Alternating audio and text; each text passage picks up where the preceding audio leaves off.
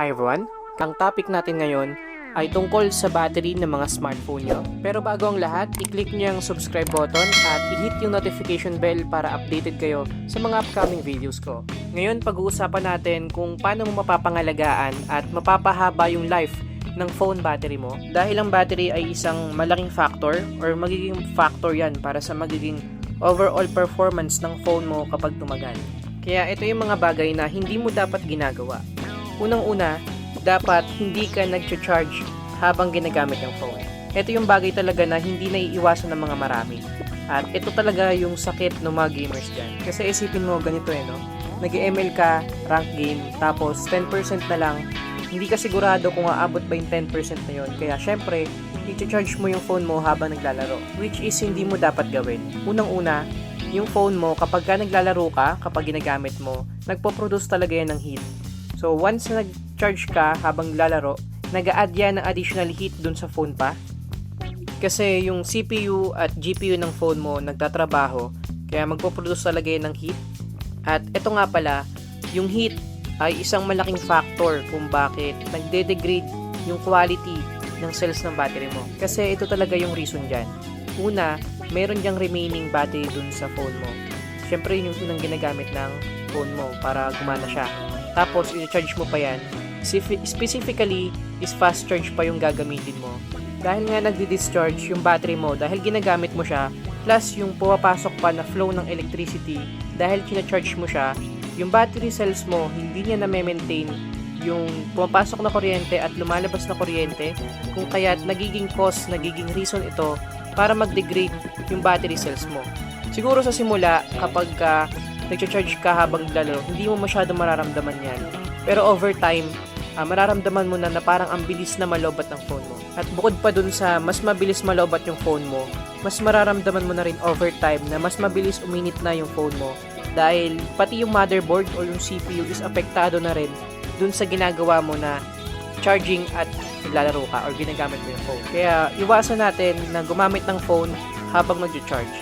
Pero except lang siguro kapag nag-charge ka tapos magte-text ka lang naman para mag-reply saglit, tingin ko okay lang naman yun. Pangalawang bagay na hindi mo dapat gawin ay i-drain yung phone mo to 0%. Dapat talaga iwasan mo na ma-drain totally or mag 0% yung battery mo. Siguro noon, yung mga lumang battery, kailangan mo talagang i-drain. Pero iba na kasi yung mga battery natin ngayon. May tinatawag kasi tayo dyang battery life or battery cycle ng battery mo. Meron lang yung fix or number lang na kung hanggang ilang beses mo lang siyang pwedeng gamitin.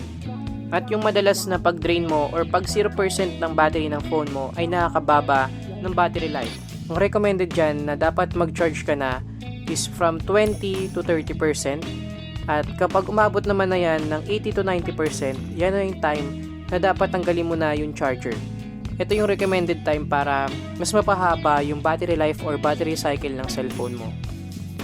Pangatlo, dapat hindi ka nag-overnight charging. Sa panahon ngayon, yung mga phone natin ngayon, meron na talaga yung feature na automatically, once na nag-charge ka at nag-reach siya ng 100%, automatic nagka-cut off yung flow ng electricity papasok dun sa cellphone mo.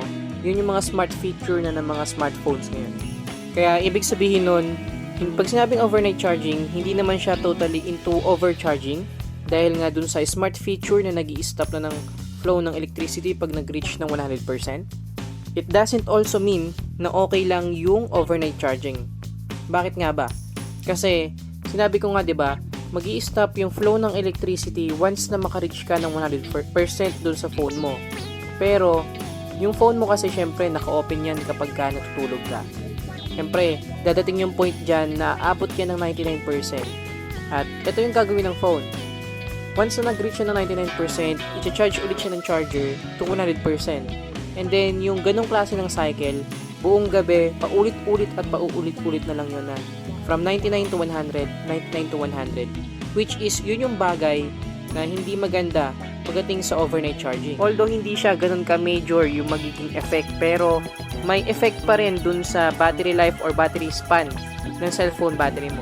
Pang-apat yung style ng charging mo at kung ano ba yung gamit na charger mo. So, madalas ngayon sa mga smartphone ngayon, madalas talaga mga naka-fast charge na siya. Hindi naman talaga masama na magkaroon ka ng fast charge or fast charger kasi syempre mas mabilis mag-charge nga yung phone mo. Ang magiging problem lang doon is yung heat, yung mapoproduce na heat habang nag-charge ka dahil naka-fast charge. Dahil sabi ko nga kanina, yung heat ay isang malaking factor kung bakit nagde-degrade or mas bumababa yung battery life ng phone battery mo. Kaya ang tip ko sa inyo kapag nag-charge ka, every time na nag-charge ka, i-remove mo muna yung case ng cellphone mo bago mo i-charge. Pero hindi yun nagtatapos doon. Iwasan mo rin na ilapag yan malapit sa TV or anything na mechanical na nag-run din or gumagana na nagpo-produce din ng heat. Iwasan mo rin yan na ilapag sa mga cloth o sa mga sapin, basta kahit saan na tela. Kasi kapag nilapag mo yan sa tela, nakakapag-trap yun ng init eh. Mas nagpo-produce ng heat. Kaya pag ginawa ka mo, parang ang init niya kapag nilapag mo sa unan. Kaya ang the best tip ko sa inyo kapag nag-charge ka, una nga 'di ba, tanggalin mo yung case ng phone mo. Then pangalawa, yung case ng phone mo ay gawin mong patungan para yung case mo or yung space sa may ilalim, sa may likod ng phone, mayroon siyang space ng hangin, so pwedeng dumaan yung heat, so marirelease yun. So mas okay at mababawasan yung heat habang nag-charge ka. Panglima, yung pag-charge mo gamit ang power bank. Ang power bank talaga malaking bagay yan para sa'yo. Kasi unang-una, pag wala kang mahanapang charger o kaya mag-out of town ka, magka-camping, pwede mong gamitin na emergency charger yung power bank mo. Hindi naman necessarily na yung pag-charge mo gamit yung power bank yung nakakasira talaga sa phone battery. Ang nakakasira talaga sa phone battery mo sa paggamit mo ng power bank ay yung way mo kung paano mo gagamitin yon. Kasi madalas sa inyo, no, kapag naka-power bank, iiwan niya yung power bank doon sa may loob ng bag habang naka-charge sa phone, tapos pagtatabihin, which is hindi nyo talaga dapat ginagawa. Bakit nga ba? Kasi 'di ba pagka nag-charge ka, so syempre nagpo-produce ng heat habang tina-charge mo yung phone, and then yung power bank nagpo-produce din yun ng heat kapag nag-charge ka. So pag pinagdikit mo sila, na magpo-produce yun ng sobrang init, kaya nga minsan pagdukot mo dun sa bag mo, pagkuha mo ng power bank at saka phone mo, bakit parang ang init? Kasi syempre, bukod sa pinagdikit mo sila, kulob pa yung bag mo. Syempre, mas kulob, hindi nakakalabas yung heat, kaya talagang mag-iinit ng sobra yung phone mo. Kaya dapat, kapag mag-charge ka gamit yung power bank, make sure lang na hindi mo siya pagdikitin. Kung hindi mo man talaga maiwasan na hindi mo siya, or talagang ilalagay mo siya sa bag, yun nga, paghiwalayin nyo at saka itaas mo yung phone, itaas mo dun sa area na at least wala siyang mga nakadikit na iba para hindi ganun ka sobrang mag-init yung phone mo. At yan ang mga tips at mga bagay na hindi nyo dapat ginagawa sa phone nyo para mapangalagaan ang phone battery mo. Pagdating dun sa 5 bagay na binanggit ko, no, laging may kinalaman dun yung heat. Bakit nga ba? Kasi ito talaga yung may pinakamalaking factor kung bakit bumababa yung battery life, yung battery lifespan ng mga phone nyo. Kaya para talaga mapangalagaan nyo yung phone battery nyo, iwasan nyo lang talaga na magkaroon ng excessive heat na napoproduce dun sa phone. Specifically, no, pagka nag-charge, ayan, nagbigay na ako ng tip sa inyo kung paano nyo maiwasan na mag-init siya ng sobra. Kapag nag-games naman kayo, no, siguro tumapat kayo sa electric fan o kaya sa well-ventilated na area, naka-aircon ka siguro. Pero may times kasi na hindi natin may iwasan yun eh. O kaya bumili kayo ng mga cooling pad na pwedeng idikit sa phone. Ang kailangan nyo lang talaga ay yung self-discipline, extra precaution. Alagaan nyo talaga yung cellphone nyo para tumagal yung battery life ng mga phone nyo. Itong mga tips na binigay ko, tulong lang to para sa inyo.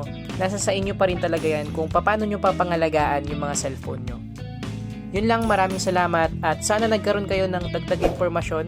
Huwag niyong kalimutan na i-click yung subscribe button at i-hit yung notification bell para updated kayo sa mga susunod kong video.